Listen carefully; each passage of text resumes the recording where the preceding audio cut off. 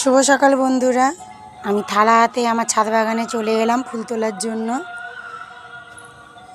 দেখা যাক আজ বাগান থেকে কি কি ফুল পাই।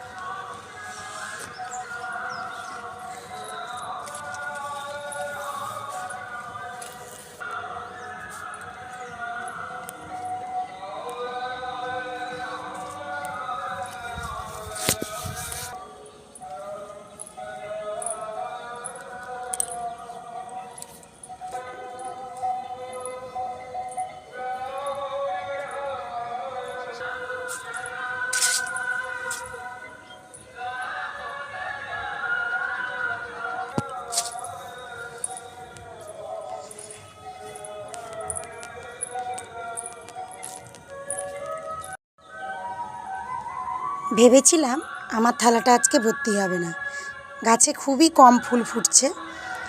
তাই দেখো,